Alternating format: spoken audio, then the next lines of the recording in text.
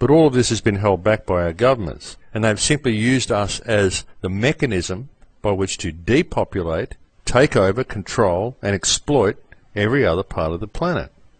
And we sit here in Western countries with our televisions and we look at that version of the world that's on television and we think that that's what it's actually like out in the rest of the world. But it's not. What's happening is most of the rest of the world is being exploited. It's being depopulated.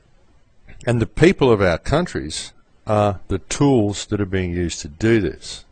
And the reason we go along with it is because we are fed disinformation and outright propaganda by a very, very controlled media that only gives us a boxed version of the world. It doesn't tell us what's actually going on in the world.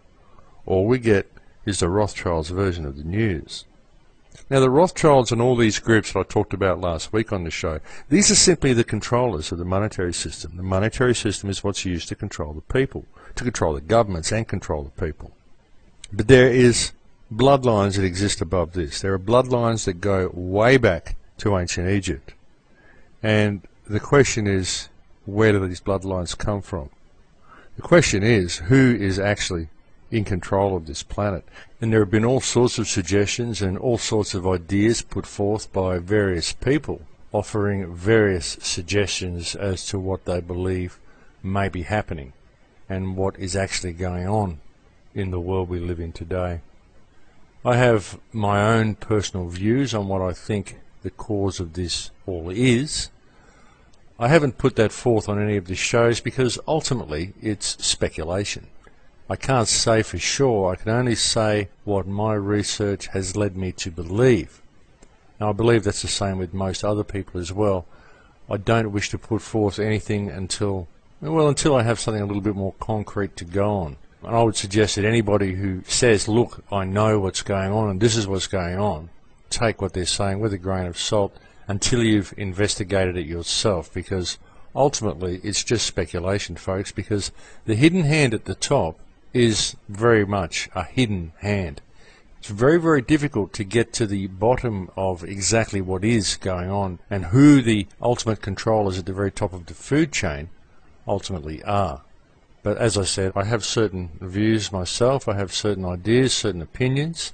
I try to keep my opinions a little bit away from the scene, but I mean, of course they're going to come into play at times. We all have opinions, folks. We're all subject to our belief systems and what we choose to believe and what we choose not to believe. But if you can remain objective, then, well, certain things seem to become quite apparent. Well, I believe they've become apparent to me anyway, through my research. But as I said, I'm not willing to come forth and say that this is exactly what's going on in any concrete sort of a way in regards to the actual controls at the top, because I still simply don't have enough information. What I am prepared to say at this point is that the Empire of the Three Cities is heavily involved. This is, of course, Vatican City and the Central Business District of London and Washington's District of Columbia. All of these three cities are ultimately how the world is run. This is the mechanism that is used to keep everything in place, and it is controlled by European bloodlines. Who controls these bloodlines? Well, that is another matter altogether. But I'll leave it there for now. I think it's about time for a break, so we'll go and have a break now, and I'll come back and we'll see where we go for the second half of this show. I'll see you in a few minutes, folks. And welcome back, my friends. Actually, before I go any further with anything today, I'd like to take this opportunity just to say thank you to everybody who has supported the show. I'd also like to say thank you for putting up with these pre-recorded programs that you're hearing at the moment. Unfortunately, nobody's been able to ring up. This is because I am in a position where I've got a very bad internet connection where I am, and I'm experiencing a lot of dropouts when I try to do any type of voice chat. So it's been very difficult to do live shows. When I moved, I had hoped to be in a position where I could start doing live shows again, but it just hasn't worked out that way, folks. So I'd like to say thank you to all the people who do listen to this show, knowing that they're putting up with a pre-recording that I've usually done the day before.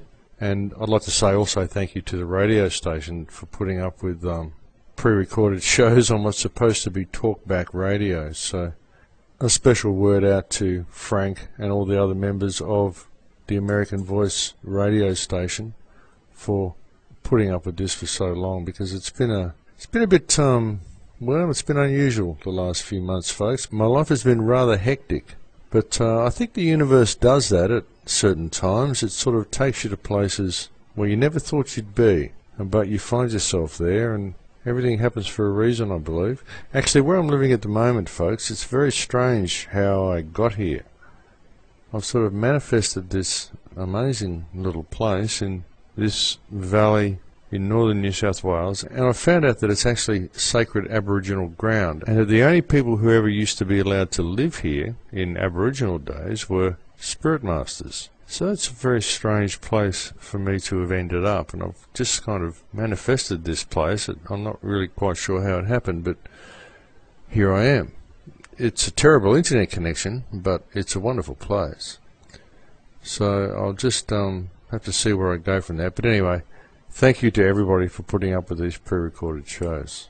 Hopefully I will soon be in a position where I'll be able to talk to you all again, but well, I've just got to do the best with what I've got at the moment. Now, on previous shows and on lots of talks that I've had with you on the last couple of shows, I've tried to explain how the whole setup of World War II sort of took place, how it was a beta test and all of these things. And I've spoken a lot about energy, the nature of this reality, the rise in the Schumann cavity resonance, the rise in frequency, the rise in the harmonic resonance of the planet that's happening at the moment. A lot of stuff like that. And what we were talking about just before the break was the hidden hand that's in control. What is this hidden hand? Because when you look at society, and you look at all the things that I've been speaking about, when you look at the nature of all of the wars, and if you really start looking at things, folks, and you really start looking below the surface, you see that, as I've said so often, all of these wars are fake. There is no reason for anybody to be at war with anybody else. And I'll tell you, if you go and travel, anybody, any person out there, just save up your holiday money and go and travel overseas somewhere, anywhere, it doesn't matter, and you'll find that these people are nice people. Everywhere you go, they're just people. They're just people, just like you, just like me. We're all living in our little societies and we're all doing our thing, and nobody wants war. Everybody's happy to get along with everybody else.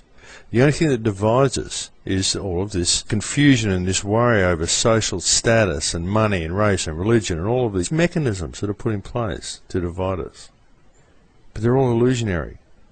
All that actually exists is people. So when you're talking about the hidden hand, you're trying to look for the hidden hand, you're trying to look for the controllers of the hidden hand. You've really got to wonder, what is the point of everything they're doing? What is the point of all of this New World Order? Why seek to control all the population this way? Why depopulate the planet the way it's happening? Why do all of these things? What's it all about?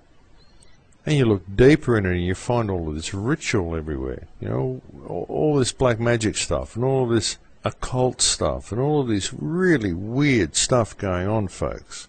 I mean, I'm not joking with all of this. You know, I've talked on lots of shows. I've talked about all the way they shape buildings with sacred geometry, and they put symbolism in the streets and symbolisms on the buildings and symbolism everywhere. All of these wars all start on certain dates and finish on certain dates, all occult dates, all of these things. All of the soldiers from all the different armies, from all the different nations, are all dressed basically the same way.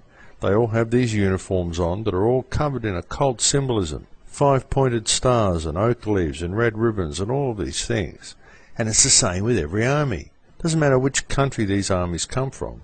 They all have this occult symbolism all over them. They all get sent to certain spots on the earth and then they're sacrificed. It's an occult ceremony. Now, what is the point of all this? Why is all of this going on? Well, I would suggest that A lot of the reason that it's going on is because there are things going on behind the scenes that we're not aware of. And this is because we are only aware of 3% of reality. Only 3% of our DNA is active. The other 97% is what the scientists call junk DNA. But it's not junk. This is the DNA where all of our other senses reside. You see, we find it very, very hard to actually conceive that anything outside of the five senses actually exists, because the five senses is all we know of reality.